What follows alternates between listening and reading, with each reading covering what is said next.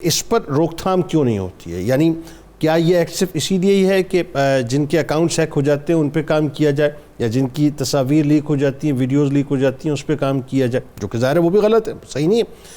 لیکن اگین وہی بات ہے، ایک کنڈکٹ ہوتا ہے معاشرے کا جو کہ ریاست طے کرتی ہے. نظریاتی طور پہ، سیاسی اعتبار سے، مذہبی اعتبار سے جو اختلافات ہیں وہ اپنی شدت پر پاکستان میں پہنچ چکے ہیں. آپ مانیں یا نہ مانیں اس بات کو، اور ایک آگ لگنے کی دیر ہے خدا نخواستہ، یوں سمجھ لیجیے کہ ایک بلاسٹ جو ہے وہ تیار کھڑا ہوا ہے. اظہار رائے اپنی جگہ، لیکن اختلافات کے جو آداب ہوتے ہیں اس میں اتنی شدت پسندی آ چکی ہے کہ اسلامی تعلیمات کو ہم نے بالکل دور رکھ دیا ہے. بتائیے ذرا اس بارے میں. جنید بھائی، آپ کے سوال کے جواب کے لیے میں سب سے پہلے تو سیکنڈ کروں گا مفتی صاحب کی بات کو کہ آپ نے بالکل صحیح فرمایا کہ ہمارے ملک کے اندر پچھلے 76 سال میں ایک یہ ہمارا انداز بن چکا ہے کہ وہ تمام قوانین، وہ تمام ایکٹس، وہ ایون کے پروویژن آف دا کانسٹیٹیوشن، یعنی 1973 کا کانسٹیٹیوشن بھی ہو تو وہی پروویژن کہ اس کے اوپر ایکٹ کیا جائے گا جو میری ذات کو بینیفٹ دیتی ہے یا میں پرائرٹائز اس کو کر لیتا ہوں. یعنی ہم قانون کو ان ٹوٹیلٹی امپلیمنٹ کرنے کے لیے تیار نہیں ہے،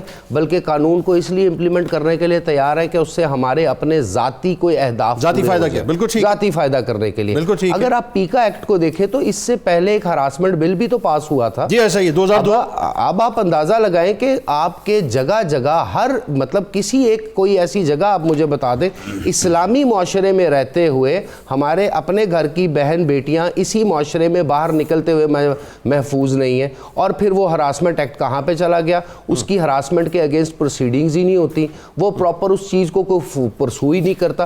بالکل اسی طرح سے اگر آپ سائبر سیکیورٹی، سائبر کرائم اور اس طرح کی تمام چیزوں کو دیکھیں تو اس کو پرسو کرنا فیڈرل انویسٹیگیشن ایجنسی FIA اس کی پراپر ڈیوٹی ہے. اس کے لیے پوری قانون سازی کی گئی ہے، ان کو اس کے لیے ٹیمیں پرووائڈ کی گئی ہیں، ان کو فنڈز دیے گئے ہیں، ان کی ٹریننگ کروائی گئی ہیں. نیشنل انٹرنیشنل میرے اور آپ کے وسائل کے اوپر وہ ٹرپس کرتے ہیں، ٹورز کرتے ہیں. رزلٹ اس کا کیا ہے؟ نل بٹا نل. یا وہ تمام چیزیں جو میڈیا پہ ہائی لائٹ ہو جائے، الیکٹرانک میڈیا پہ ہائی لائٹ ہو جائے، یا وہ ایسی چیزیں جو کسی بہت طاقتور حلقے، طاقتور طبقے یا طاقتور شخصیت کے خلاف ہو رہی ہو تو اس کے اوپر آپ کو ایک لطیفہ بتاؤں میں. یہ جو پیکا ایکٹ کی ہم بات کر رہے ہیں اس میں ظاہر بڑا سکم ہے، اور IT منسٹری نے جو ہے 2023 میں جب ایک میں نام نہیں لیتے ایک منسٹر جب وہ انٹرنیشنل دورے پہ گئے تو کچھ چیزیں جب ان کی لیک ہوئیں تو ایک دم ہڑبانگ مچ گئی کہ یہ کیا ہو گیا. تو اس کے بعد سیفٹی بل لانے کی کوشش کی گئی، وہ لایا گیا، اس کے بعد ایکٹ بنایا گیا. جب وہ بنا لیا گیا ظاہر پرائیویسی کے لیے تو جو انٹرنیشنل مطلب ایجنسیز تھیں انہوں نے جو ہے پریشر دیا کہ جی اس طرح کا کوئی کام نہیں ہوگا. اس کے بعد پھر ہم خاموش ہو گئے. سر میں وہی یعنی ہم خود طے نہیں کر پا رہے بنیادی مصلحت. جب آپ نے مملکت کو، ریاست کو، سماج کو، عوام کو لیڈ کرنا ہوتا ہے تو مصلحت پسندی نہیں ہوتی، میریٹوکریسی ہوتی ہے. یعنی آپ نے میرٹ پہ چیزوں کو حل کرنا ہوتا ہے.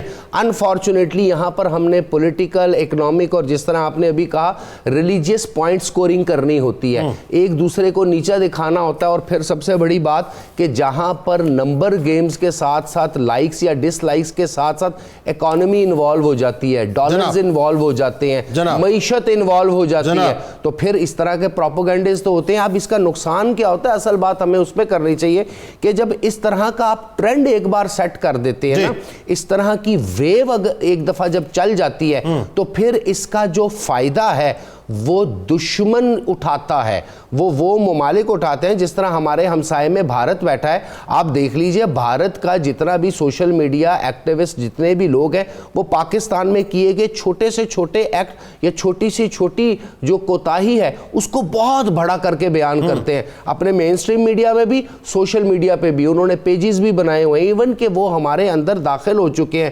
ٹویٹر کی سپیسز آپ کو دیکھ لیں، واٹس ایپ گروپس کو آپ دیکھ لیں.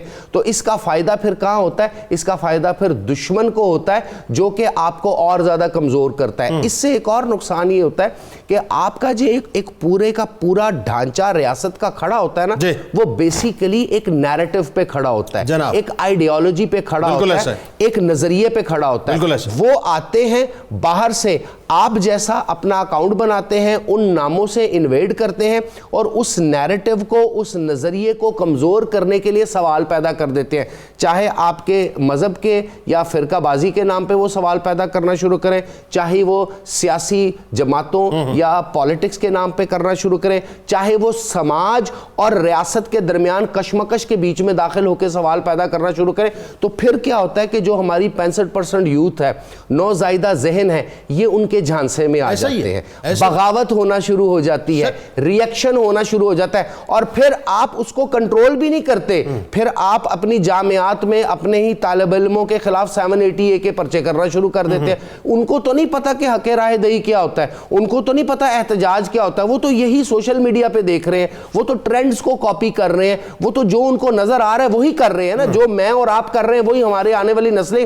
پھر ریزلٹنٹلی کیا ہوتا ہے، سوسائٹی میں کیاس آ جاتا ہے، ڈویژن آ جاتی ہے، ڈیوائیڈ آ جاتا ہے، اور ریزلٹنٹلی اس کے نتیجے میں کیا ہوتا ہے، آپ کے ملک میں فورن ڈائریکٹ انویسٹمنٹ نہیں آئے گی، آپ کے ملک میں اکنامک ڈیولپمنٹ نہیں ہوگی، آپ کے ملک میں نئی جابز کریٹ نہیں ہوگی، الٹیمیٹلی آپ دوبارہ اسی وشیس سرکل میں داخل ہو جائیں گے جہاں سے آپ شروع ہوئے۔